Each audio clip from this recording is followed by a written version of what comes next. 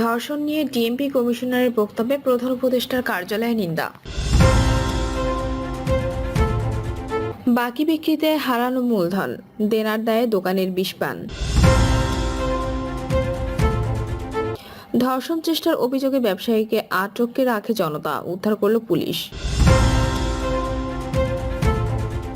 এবং সর্বশেষ জানাবো, নির্বাচনের লক্ষ্যে স্থির থাকা জরুরি। শুনছিলেন সংবাদ শিরোনাম, এবারে বিস্তারিত। ধর্ষণ নিয়ে ডিএমপি কমিশনারের বক্তব্যে প্রধান উপদেষ্টার কার্যালয়ে নিন্দা। ধর্ষণ শব্দ পরিহার নিয়ে ঢাকা মহানগর পুলিশ কমিশনার শেখ মোহাম্মদ সাজ্জাদ আলীর করা বক্তব্যের নিন্দা জানিয়েছে অন্তর্বর্তী সরকারের প্রধান উপদেষ্টার কার্যালয়। বিবৃতিতে বলা হয়, ধর্ষণ শব্দটি পরিহার নিয়ে ডিএমপি কমিশনার শেখ মোহাম্মদ সাজ্জাদ আলীর কথা মন্তব্যের তীব্র নিন্দা জানাচ্ছে প্রধান উপদেষ্টার কার্যালয়। ৮ বছর বয়সী বা ৮০ বছর বয়সী যার সঙ্গেই হোক না কেন, ধর্ষণই এমন জঘন্য অপরাধকে অবশ্যই যথাযথভাবে উল্লেখ করতে হবে। বাংলাদেশের কোনো নাগরিকের বিরুদ্ধে কোনো ধরনের সহিংসতা সহ্য করবে না অন্তর্বর্তী সরকার।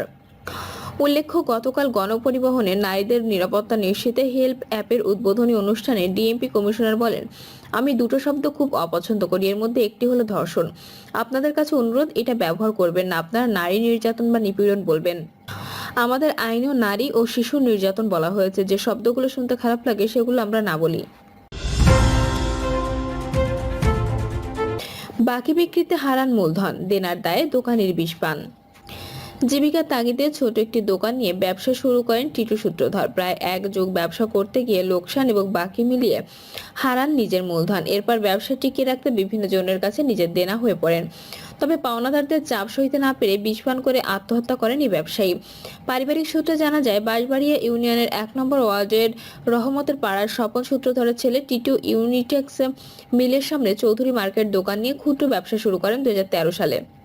এরপর বাকিতে বিক্রির টাকা আদায় না হওয়ায় মালামাল কিনতে গিয়ে অনেক টাকা দেনা হয়ে পড়েন। একদিকে বাকি বিক্রির টাকা আদায় না হওয়া, অন্যদিকে পাওনাদারদের চাপ সইতে না পেরে আত্মহত্যা করেন তিনি। সন্ধ্যায় বিষ পান করলে পরিবারের লোকজন দ্রুত চট্টগ্রাম মেডিকেল কলেজ হাসপাতালে নিয়ে যান।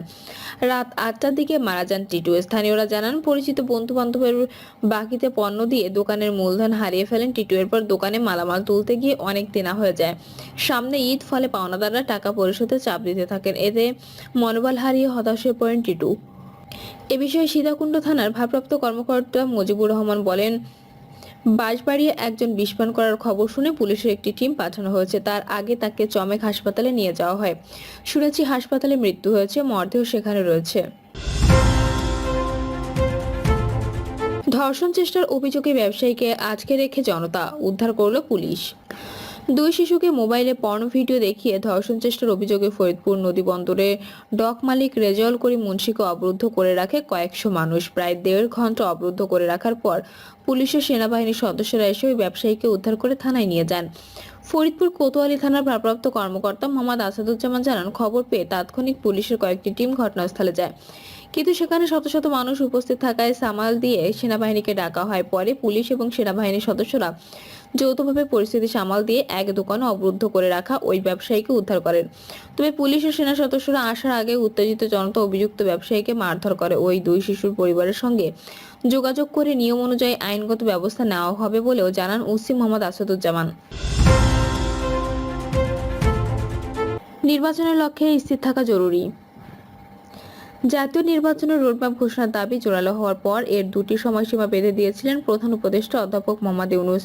অল্প সংস্কার হলে চলতি বছরের ডিসেম্বর, অধিকতর সংস্কার হলে আগামী বছর জুনের মধ্যে নির্বাচন অবশ্যই হবে।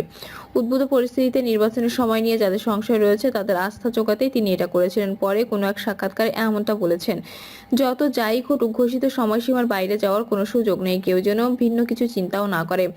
হালে অবশ্য চলতি বছরের ডিসেম্বরের মধ্যে নির্বাচন হওয়ার সম্ভাবনার কথাটাই তিনি বেশি করে বলেছেন। অত্যাবশ্যকীয় সংস্কার করে দ্রুত নির্বাচনের দিকে যাওয়ার দাবি সবচেয়ে জোরালোভাবে জানাচ্ছে বিএনপি। তাদের একটি প্রতিনিধি দলকেও তিনি এ ব্যাপারে আশ্বস্ত করেছেন। এরপর একাধিক সাক্ষাৎকারেও সেটা উল্লেখ করেছেন।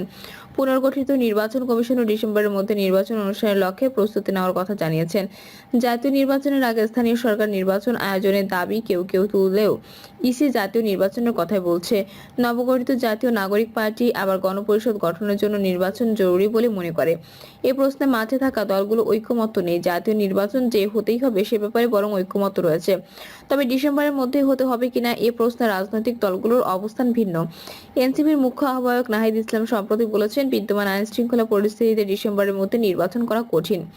কিছুদিন আগ পর্যন্ত তিনি নিজেও উপদেষ্টা পরিষদের গুরুত্বপূর্ণ সদস্য ছিলেন। দেশের সার্বিক পরিস্থিতি নির্বাচনের অনুকূল না হয়ে প্রতিকূল হলে এর দায় তাকেও নিতে হবে, এমন মতও রয়েছে।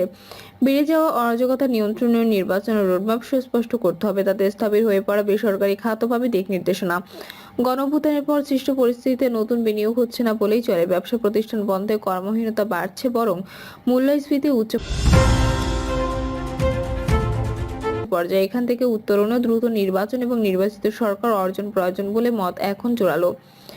পরপর 3টি অগ্রহণযোগ্য নির্বাচন করে কার্যত অবৈধভাবে ক্ষমতায় টিকে থাকতে চেয়েছিল শেখ হাসিনা সরকারের অনিবার্য পরিণত নজিরবিহীন গণঅভ্যুত্থানে তার পতন ঘটে গত বছরের 5ই আগস্ট। এতে দেশে যে পরিস্থিতি সৃষ্টি হয়েছে সে সম্পর্কে অবশ্য কারো স্পষ্ট অনুমান ছিল না।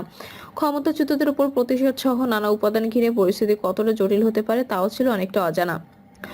সত্যি বলতে 2018 সালে নির্বাচনে স্থির হয়ে যায় হাসিনা সরকার কোন দিকে যাচ্ছে। শান্তিপূর্ণ আন্দোলন দমনে, মানবতা বিরোধী অপরাধ সংগঠনের দায়ও এখন তাদের কাঁধে।